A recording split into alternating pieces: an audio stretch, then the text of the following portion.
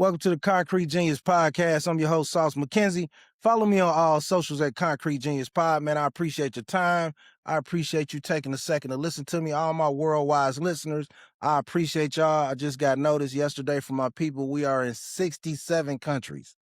I'm honored. I'm blessed. It's beyond words to realize that people are in 67 countries are hearing the sound of my voice. I really don't know. It's kind of overwhelming, but you can't really think about it too much because it'll throw you off. But I do want to thank God for the amount of people who share my content, who appreciate my content. I think it's 700 some cities, 67 countries. You know what I mean? So just that abundance of love and support I get from around the world. If you're not able to check out my audio podcast, I've got the link in the bio. You can check out all the audio versions. I got the video versions on my YouTube. And then I have clips on TikTok. I got clips on YouTube. I got clips on X. I got clips on Facebook. I'm anywhere you want to be, I'm there. I can get you this information. So please continue following, continue supporting me in my journey. I may not be perfect, but I'm the best me. And that's what God created. Concrete Genius Pod, man. First off, I want to say congratulations to the Indiana Hoosiers, national champions of the college football playoffs, right? As a young man born and raised in Indiana, I never thought this would happen, right? I'm not going to sit up here in front and act like I'm a diehard Hoosier fan, even though I used to bang Indiana hard when I was in jail just because, you had to ride the car from your state, and I used to bang hard for the Hoosiers. And as a child growing up, I was an avid Bobby Knight fan, Steve Alford, Keith Smart, the Big Shot, Mike Davis. I've always represented the state, but I'm not going to sit up here and act like I lived and died with the Hoosiers. But I do have several friends and that are alumni. My daughter, family members, cousins, friends, some of my closest couple of attorneys that I deal with, my neighbors. So I'm so happy for the state of Indiana to be able to be on top of the college football world. This is probably the most spectacular turnaround in the history of sports for a program that was dormant for its entirety, right? To go from that to hiring Kirk Cignetti and holding up a national championship trophy in 2 years is beyond remarkable. So I want to say kudos to the Indiana Hoosiers, kudos to their players, their coaching staff, their fan base. You guys deserve this. Indiana's a state with a chip on its shoulder. We are a little nutty in the head sometimes, but when you scratch down to the surface, it's a lot of beautiful people here, a lot of good people here, sports bonds, communities here. It's a bedroom state. You know what I mean? Most people raise their kids, raise their families, and they go to bed. Like, they just try to be good people and raise their children to be better people than they were. So regardless of whatever problems you've had or anybody had in Indiana, for that IU logo, right, to be the face of college football as national champions in eternity is something nobody would ever thought they'd see in their lifetime, right? So as a lifelong Indiana kid, born and raised here, I just want to say congratulations. It's almost surreal, right? If you told anybody in the history of Indiana, right, that Indiana would be celebrating a national championship, they would have told you were insane, right? If you would have told somebody 3 years ago that Indiana would be in the college football playoffs, they would have told you were insane, right? Indiana was so low on the totem pole of the Big Ten, they were usually a gimme game, right? Before this coaching staff got to Indiana, Hoosier football fans celebrated wins over Ohio State from the 80s and 90s. You know what I mean? So just to have that euphoria in Indiana, to see the bars packed with people, to see the pride that comes with the Hoosiers winning the national championship, it would be disingenuous to not support that. You know what I'm saying? It would be disingenuous to not get them their flowers and get them their accolades. And not only that, what it does for football in the entire state, all the colleges in the state, all the high schools in the state. Football is really coming along in Indiana. So for that to happen with the Hoosiers, I'm extremely ecstatic for them. it sent chills in my body to hear Don Fisher, the legendary commentator of Indiana sports, probably for 50 years, maybe. I'm good friends with his son, Eric Fisher. To hear him make that call of Indiana winning the championship literally sent chills down my spine. So Hoosier fans, this is your day. Celebrate it. Gloat about it. Enjoy your parades, man. Enjoy your gear. Be proud, alumni, wherever you are. Be proud to be from Indiana, right? Revel in this time, because the best championships are not just the ones you wait for, but the ones you didn't expect to happen, right? You know, if you're in Indiana, you long for a basketball championship. You feel like it's your right for your school to be good in basketball. But as I said previously, no person could ever imagine Indiana football winning the national championship. And for that, I just think it's remarkable. A lot of people tried to question the legitimacy of Indiana as a football program. I'm talking to you, Paul Feinbaum. A lot of SEC people, a lot of football people across the country are having a hard time understanding that Indiana was a football power. Football, as in anything, is ran by gatekeeping and hierarchy and comfort and familiarity, right? So a lot of football programs they looked at Indiana like, who is this new guy on the block, right? Why are they here? This isn't legit. We don't appreciate these guys. So they hired the best coach available. And hiring the best coach available, in my opinion, was again, one of the most brilliant moves. Whoever the AD is in Indiana, kudos to you, right? And I hope this is a lesson for other Indiana universities, colleges, high schools, middle schools, rec programs, right? Stop sticking with familiarity, right? Stop thinking you have to hire alumni, right? Because people take so much pride in their high school and their college. Sometimes they're scared to step outside the box, right? Hire someone that wins, and winning will breed a relationship, right? Don't just hire someone due to the relationship. Find a winner. Find someone with a track record of winning to run your program, as the IU Hoosiers have done with Kirk Cignetti, right? Again, I'm happy for everybody, my family, any IU graduates I know. Kudos.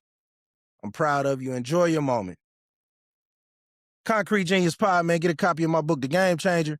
8 tips for man to find peace. Now that I got that sports out the way, let's get into some real conversations. And this is my conversation to people, period, but to Black people especially, right? Can we be nice to each other? Black, white, Hispanic, Asian, whatever. Let's not get caught up in the minutia of politics, in the minutia of the internet, in the minutia of being angry and aggressive and stressed out. It seems like every time, ever since the COVID lockdown, people have been stressed out and angry and rude to each other, unnecessarily mean to each other. It seems like the tension of politics has people rude and evil to each other. I don't care who you voted for. I'm going to treat you with courtesy and respect. I'm going to talk to you with respect. I'm going to talk to older people with respect. I'm going to be nice to people. I'm going to hold doors. I'm going to smile at people. And I think we need more of that in our society for our kids. Because no matter how angry you are, how disruptive you think you need to be online or be rude to people in public, we have to leave this world better for our children, right? And unless we get to the point where we can get back to civility, it's no way the world should be more civil in the 80s and 70s and 90s than it is in 2026. We got all this technology and we evil to each other. We got all this technology, all these resources, and everybody has so much angst and anxiety in the way they treat each other. And I think it's just so sad to see so much negativity, even when you try to avoid it, right? So my plea to people is take some time to figure out why you can't be kind to somebody, right? Don't let the stress of the world, the stress of watching the news every day, or the stress of your political beliefs make you be angry, rude, and evil to people you have to share the planet with. Because people you sharing the planet with are never going nowhere. Regardless of whatever hype, whatever agenda you're on, people are not going nowhere. So it is my understanding that I try to project. Now, don't get me wrong. I'm very reserved. I don't bother people. I don't hang with a lot of people. I don't really go out a lot unless it's like exclusive places because I don't want to be around people I don't want to be around, right? But we got to find a way to be nice to each other. We got to find a way to be more civil human beings. We got to find a way to conduct ourselves in a more articulate format. We got to find a way. Now, this is for Black people, especially. We got to find a way to cut down on the ignorance, right? It's too many Black people in their 30s and 40s and 50s acting ignorant, right? It's too many loud people. It's too many people who using profanity unnecessarily. It's too many people in their 50s with grandkids using profanity every 2-3 words, right? What kind of world are we kind of trying to leave to our kids, right? I'm sure my grandparents had their time in their days, but by the time I came along, they acted like grandparents, right? In the days of the internet, we got 40, 50-year-old men want to hang out and dress like they teenagers. We got 40, 50-year-old women dressing half naked like they teenagers, right? And then when you say something about decorum, we so confused. Oh, you mad, you hating. Like, ain't nobody hating. We need to get back to a more civilized society, right? Where our men are gentlemen and our women are ladies and our men conduct themselves like gentlemen and they learn manly skills to survive and raise families and lead other young men. And our women act like ladies and present a more feminine aura to lead the next generation of young ladies, right? How can you be a mentor to a group of young ladies and you carrying yourself like a 20-year-old, right? We have to put more effort into conducting ourselves into the society we want to see as Black people, right? We can't be so hard on kids until we harder on our peers, right? We got too many ignorant peers, too many ignorant friends, too many ignorant 70s and 80s babies, right? Too many people still trying to turn up and live a life that they should have been done living 15 years ago, right? We got to put more intelligence in the atmosphere. We got to put more decorum in the atmosphere. We have to get back to standards for Black people. And I'm not speaking about being bougie or turning your nose up at people. I'm just speaking about common courtesy, common ethics, common decency when we go out. It shouldn't be a club full of people 30 years old and a shooting at a club and everybody's supposed to have jobs, right? Women shouldn't be getting sexually assaulted in a club full of Black men, right? We got to have more decorum, right? Women 40 years old shouldn't be dressing like 17, 19-year-old prostitutes. We got to have more decorum, right? A woman should be able to hold a conversation with an adult Black man and he not be cursing or getting upset because she's not interested in him, right? We have to get back to more decorum and more civility like we did when we were segregated. We got to get back to more kindness and more, just a more fluid way of talking to each other, a more dignified way of carrying ourselves. Like, it's so bad now in the Black community, people that graduated from college want to act ignorant, right? Like, it used to be the college people were the one group of dignified people that you could lean on and look to as the higher standard of the Black community. Now the college dudes want to be trappers. The college girls want to be Megan Thee Stallion, right? We have no core set of ethics anymore. We just a mosh pit of mess, right? Our preachers are corrupt. Our children are belligerent. Our education systems are horrible, right? We don't have enough Black teachers and Black principals and Black leaders, right? We are not policing our children from pedophiles. We're not teaching our children about the struggles of the civil rights movement that our parents and grandparents went through. We're not teaching our children how to mop, how to clean, how to make a bed. We're not teaching our children nothing. We just giving them iPads so you can go on a trip with your friends. We just giving them iPads so you can be at the club at 40, right? Sometimes I see videos of people at the club or people hanging out, and I'm like, man, these niggas retarded, bro. Like, and I was a wild boy. I was outside all the time. But it came to a point in my life when I had children, and I'm like, you know what, man, I want to be in a house. I want to be with even before I got married, I didn't want to be out all the time. I made it a home that was a safe environment for me. I couldn't imagine, right, being in my 40s or 50s, feeling like I got to go out every weekend and be in a club with people 20 years younger than me, right? We got to get back to some model of decorum. We got to you man that's in your 40s and 50s, can we start talking to women in a more courteous manner, right? And I'm not saying let somebody walk over you. I'm not saying be a simp or whatever other insecurities you got. But what I'm saying is to lead as men, as black men, we got to be secure in our emotions and our masculinity, right? And if we're doing that, the women who deserve our attention, they'll elevate and they'll be sought out and the matches will be made, right? But we got to start smartening up, man. Like, we done dumbed ourselves down for 30 years. And we just dumb, right?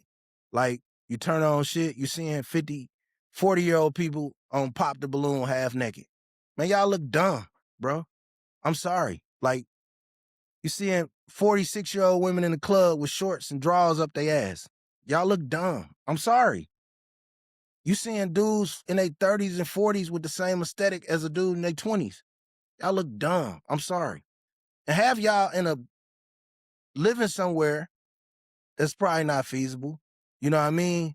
We didn't let these phones and this atmosphere of always feeling like we got to be turned up and be seen. We don't even care what our real life is like no more, right? We didn't reach the age where a person can live in the slums, a shitty apartment, but as long as they got some Sheen outfits or some Fashion Nova outfits to take pictures in and hit the club and buy a bottle of Don Julio, then life is good, right?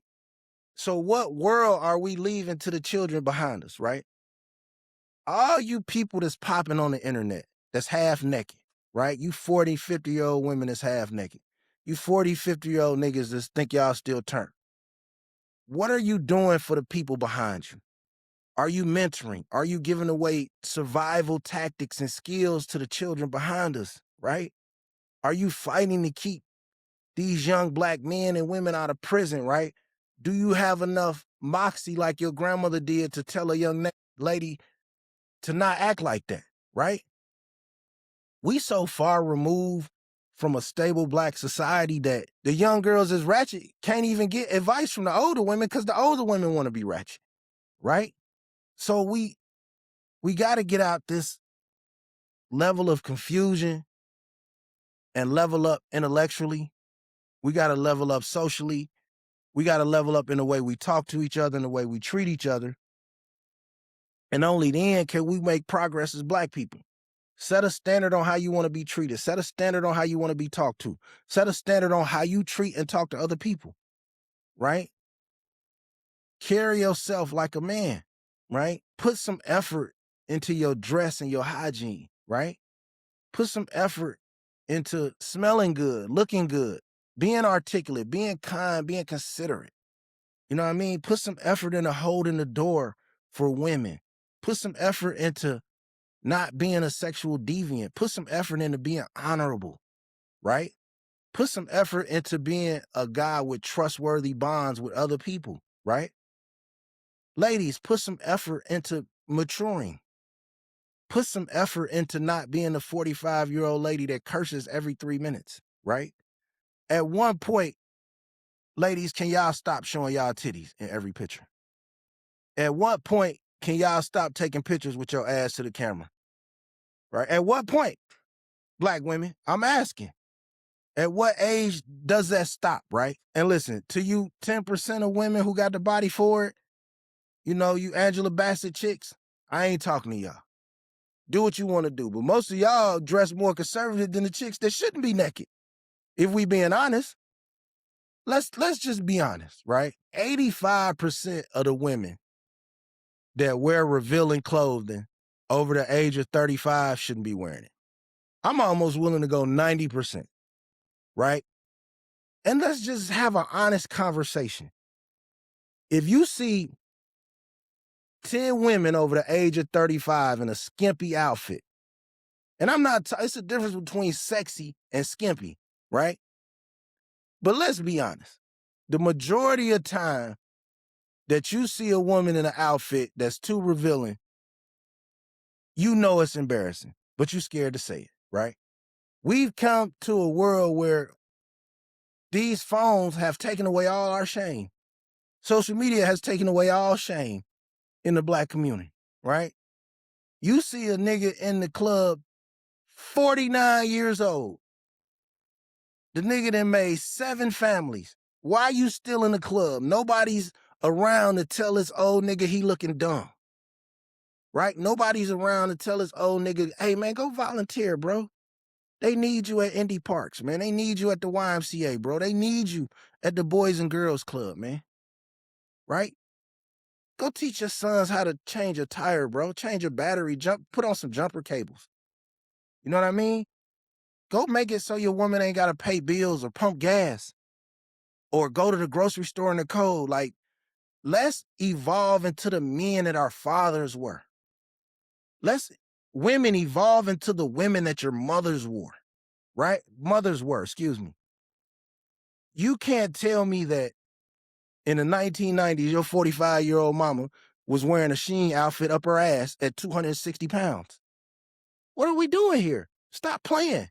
So until we decide that we want more for ourselves and we want to mature and we want to age with the graciousness of life and stop trying to make up and get BBL surgeries at 41, so now you can be the whore that you didn't get to be at 20, or stop trying to get the beard dye and the surgery and the comb over shit so you can be the player that you've never been your whole life, because now you got a phone and you worried about your image. We got to stop, because now the kids are confused. The kids are raising themselves. And this has been happening since the crack era, the lean era. Now we in the perk era, the fentanyl era, and the adults are getting worse. At least in the crack era, we was rebellious. And our parents was a sign of stability. In the 90s, like, parents were stable. You know what I'm saying? Parents had ethics. Now you parents want to be out at First Friday. Like, everything ain't got to be a turn up. What's up, champ? Chilling? Just chilling? Yeah. So you gonna go to Dude Thursday? Where you meeting them at today? Oh, okay, yeah. And then let me know. I'll send you the bread so you can do what you got to do. Yeah, you got to take the potassium too, champ.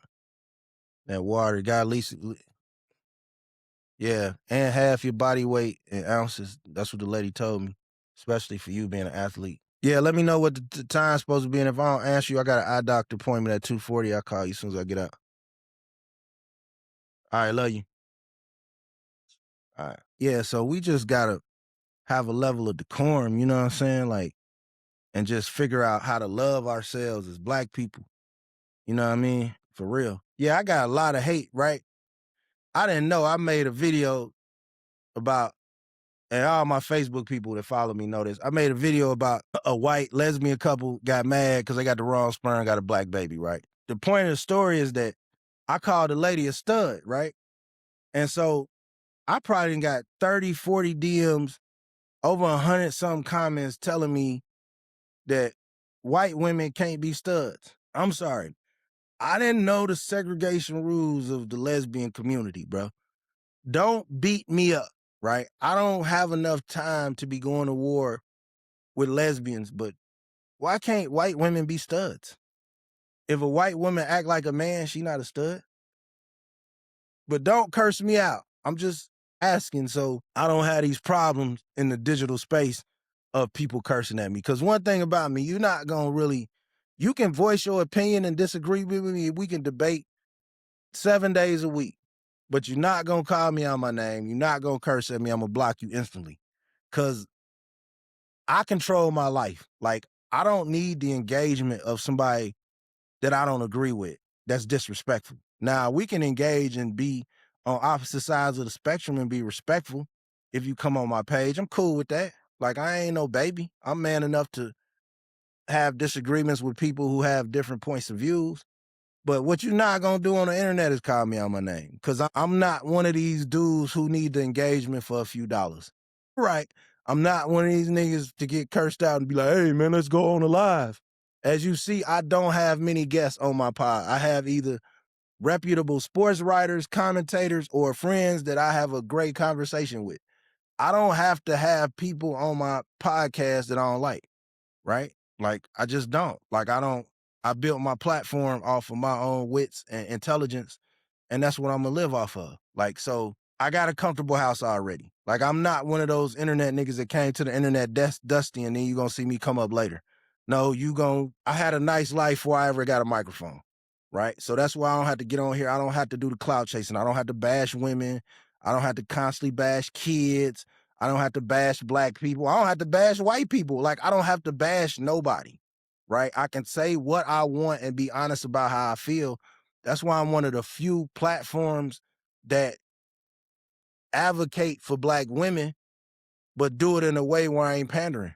You know what I mean? Because I got videos and content just like today where I'm giving black women some game and talking about how they need to correct themselves. But you never gonna get on here and cuss me out, talk to me crazy. So to you LGBT community, God bless you. I'm all down for debate. But don't get so incensed about the word stud, right? If me calling a white woman stud makes you mad, then you probably got some other mental health issues you dealing with, right? That's just that. And then the conversation twisted, and somebody asked me a question. I want to be honest about this question, but I want to first pose this question to my audience, right? And my question is this: do you believe same-sex couples should adopt children? Right? Me, I'm not the biggest advocate of it, right?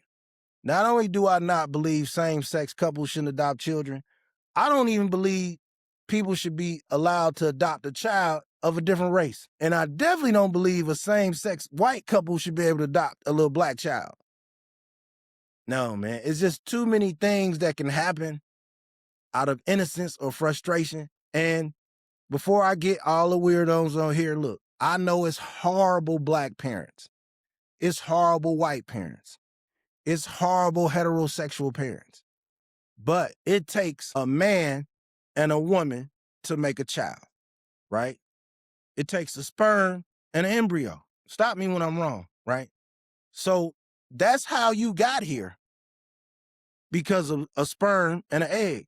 So if you decide that you want to have a relationship with the same sex, why do you want what's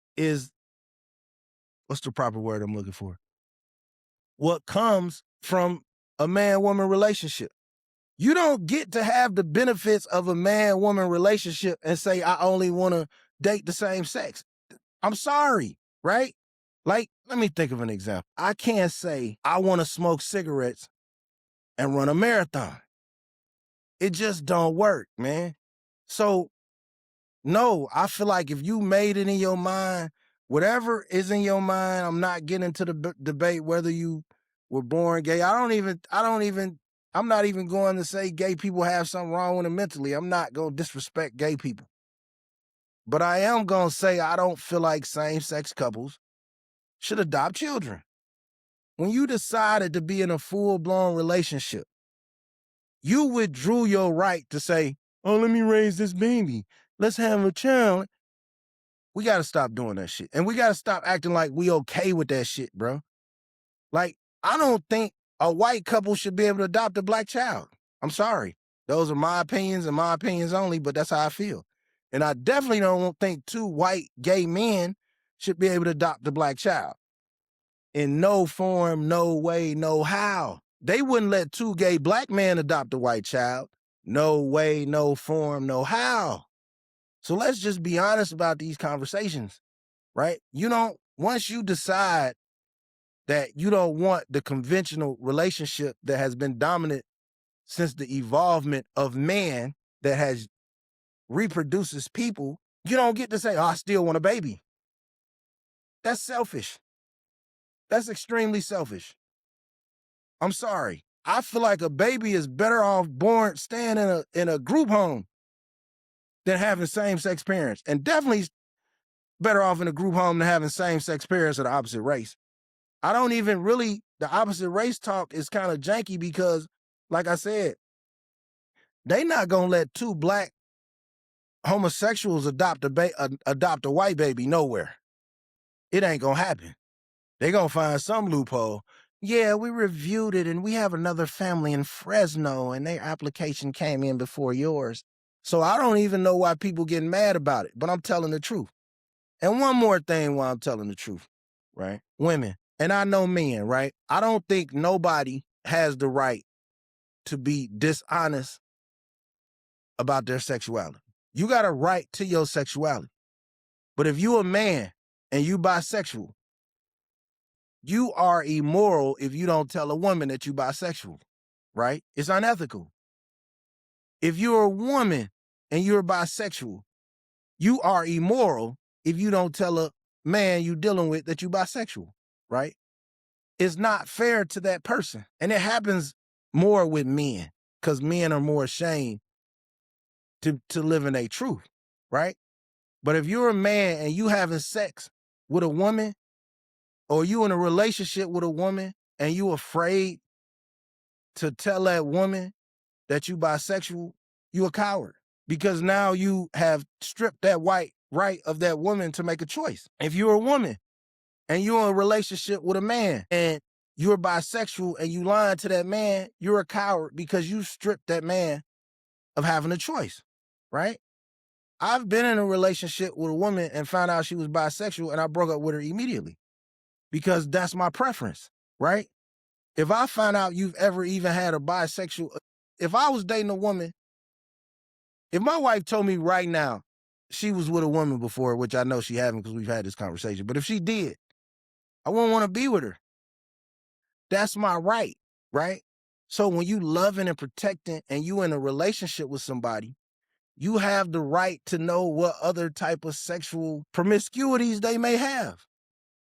So if you a man, again, right, and you running around here tiptoeing and you dating a woman and you got your chest out, you all ultraviolet, and then you like boy booty and you ain't telling that woman, you a coward. I'm sorry. Not to you women that are confident enough to own your bisexuality. I just want to say one thing. Stop confusing these kids going from man to woman to man to woman, right?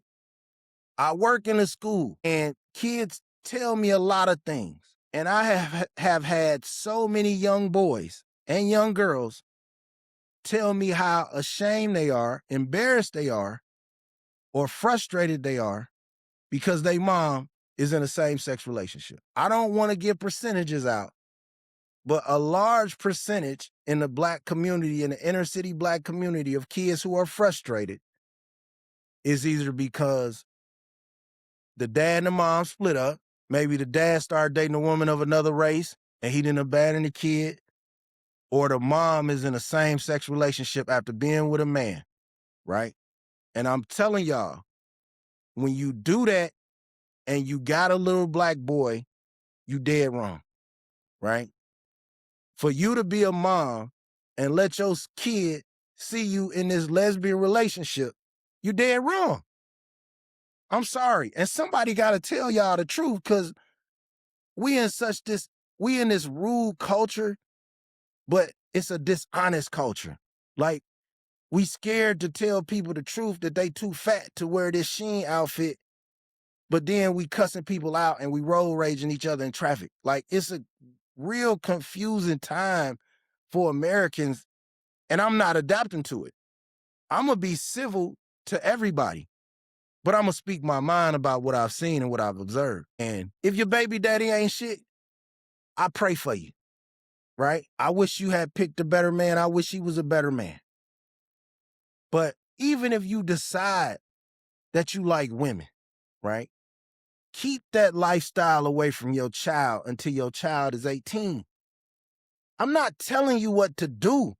I'm just telling you that you putting an element of confusion on your child that wasn't available 20 years ago. And we just then took this whole same-sex agenda and just ran with it, right? Like, we always the guinea pigs for experimentation in the black community, right? They want to get a gay cheerleader, they throw a black boy out there, right? We always the guinea pigs. We always the Tuskegee experiment of some shit, right? And I'm telling you this as someone who is very talented at working in the school system with troubled kids, and I'm extremely good with young black boys. And I can tell you that I've never met a young black boy that was happy, truly happy, and his behavior was good and everything was good with his mom being with a lesbian after being with his daddy. Now, I can say 85, 90% of those guys show visual resentment. Don't shoot the messenger. I just want to tell the truth, right? And like I said, you could be a woman and you can be tired of man. Your baby daddy might be a whole hobo, right? And you say, you know what? I'm switching to the other side, right? I'm going to the pride parade. I like women now. That's your right. I don't pay your bills. That's your right. But the scars that you leaving on your child, the confusion and the anger that he walking around with at 14 years old, and he may go shoot up the Dollar General while my kid's in there, that's when it becomes my right. Concrete Genius Pod, man. Follow me on all socials. I appreciate y'all. Get a copy of my book, The Game Changer, 8 Tips for Men to Find Peace. And again, I'm not knocking anyone's sexual preferences. I'm not knocking anyone's choices. I'm not knocking anyone's ability to live the life that they choose. But all I'm saying is, think about the world you leaving your kids. I come from a generation where parents gave up their dreams to raise their kids. Now, is that right or wrong? Absolutely not. I'm not judging it. But what I'm saying is we didn't went from that extreme to the other extreme where it's basically like, fuck these kids, I'm going to live however I want to live. I don't care if I got 3 sons, I'm going to dress up like a slut and I'm going to twerk under a ceiling fan. So we didn't went from conservatism of preserving the image of the black family to just, it don't matter. I'm going to go from having a baby daddy to a girlfriend to another baby daddy to another girlfriend. Now your 12-year-old son switching. And he think he fucking Tiana Taylor. So it's just all an element of confusion that the devil and this evil society has put on the black community and eroded the core of the black community. And am I perfect? Absolutely not. Am I telling you to be perfect? Absolutely not.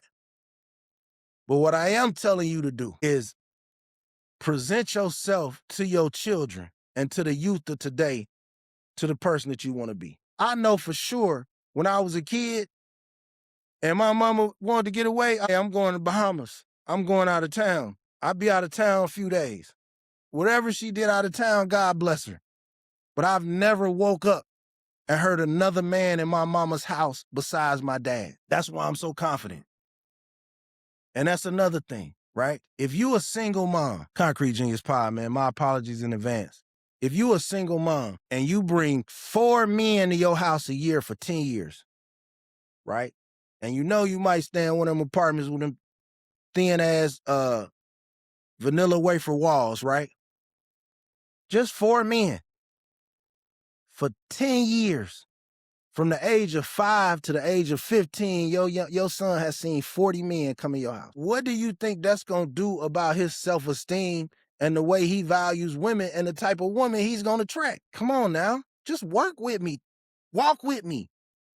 Like, the truth hurts, but the only way you can heal a wound is pour peroxide on it, right? So I don't want no problems. I just want us to be better to each other and better for our children in a world. Shit's already getting crazy. Y'all watch the news every day. Y'all see what's going on in politics. Y'all see what's going on with the differences between the way white people and black people treated. Hell, the way Mexicans and black people treated. We a stepping stone for everybody. Everybody walk on the backs of black people. So we got to raise our standards to protect us. Like, nobody gonna save us. They've been trying to wipe us out forever, and nobody's gonna save us. But now we doing them the favors, man.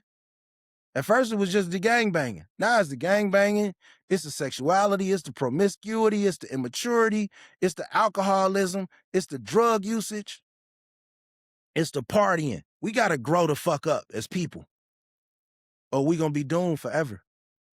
Concrete Genius Pod, man, I appreciate y'all tapping in. If you watching live on YouTube or Facebook, drop a like, drop a heart, drop a comment, share. This is straight knowledge, straight game, gloves off, truth off. I walk with God, so if you don't like what I'm saying, you free to disagree with me. Just don't talk to me like you ain't got no sense, because I'm going to block you, right? I'm just going to be honest with you, right? Whatever you think you going to say, if you type it and you wouldn't say it to my face, don't send it, because I'm going to block you. Because I love my life, so I don't have time in my framework on this universe to be here arguing with somebody that's an imbecile. So, again, and last but not least, then I got to go to the eye doctor. I don't care about foreigners in Black Americans' business. I just don't, right? I am a fourth generation homeowner in my family, right? My great grandfather was born in like the 1860s, bro. So I ain't seen men in my family be a bum. So I don't give a damn about what somebody got to say whose grandfather was born in Africa. I just don't. Like, your opinion is cool. You come over here, get your money. But anything negative you got to say about Black people is irrelevant. Because you ain't been through what I've been through. You ain't walked through what I walked through. You know what I'm saying? I could care less. I don't care where you from. I don't care what accent you got. It's a whole world of weirdos trying to provoke Black people. And we have to take it upon ourselves to not be provoked. We have to take it upon ourselves to be stronger, be smarter, be more diligent in how we feel about ourselves, our self-esteem, and maintain that.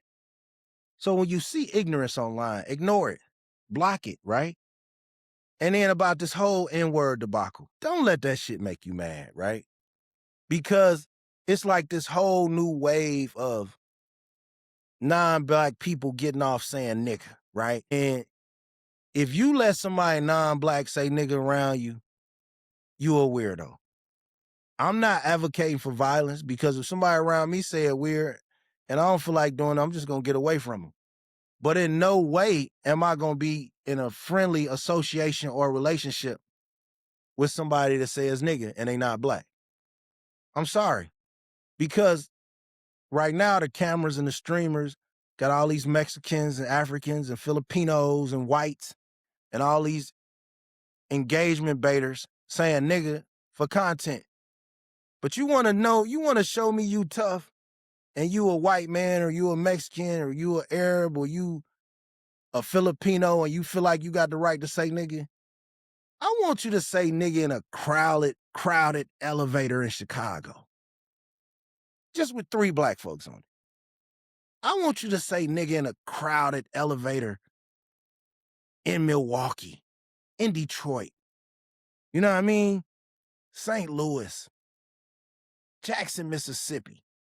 Matter of fact, if you really tough and you not Black, but you feel like you got a right to say nigga, say it in jail. That's when I'm gonna know you tough, right? You a white man, you run around here saying nigga, that's your freedom of speech. But you really just doing it to engage and incite and cause trouble. But if you really, really tough, cut the cameras off and say it in an elevator full of Black people. Go to a Black basketball game on the south side of Chicago and be like, what's up, my nigga? And then I'm going to really know you about that action. But until you can do that, you wetback, you guap, whatever you is, until you can do that, you just talking, man. You just talking. You just a mutt. You just trying to snuggle up to white supremacy, hoping they going to throw you a doggy bone. But the one thing you got to understand is racism and it's classism. And that's a different dance, right? And I'm not saying they not intermingled a little bit, but once you get to a certain level of classism, the racism hit different, right? So all you poor people at the bottom that's doing the racist, playing the racist shit, They just using you as pawns, especially if you poor and white or you poor and Mexican and you try and be racist to black people, you poor and Asian, you just a pawn. You can't even walk in the gate of a rich white person. You can't even come in the neighborhood. Nah, man. So the thing about money is once you get enough of it, somebody even if they don't like you, they gonna know you supposed to be where you at because they there. So they use poor whites and poor blacks and poor other races. They use y'all like pawns to incite the tension on the world while they robbing you blind. You want to really make yourself mad? Start looking at some of the income and donations of some of these politicians, right? Some of these pastors, right? Some of these people that incite you to feel bad about words. Start looking at the income of them. Start looking at the income of the people that's lying to you, because that's when you're going to really find your truth at. Concrete Genius Pod, man, I love y'all. Tap in. Follow me on all socials. Get a copy of my book, The Game Changer, 8 Tips for Men to Find Peace, man. We do this. Peace.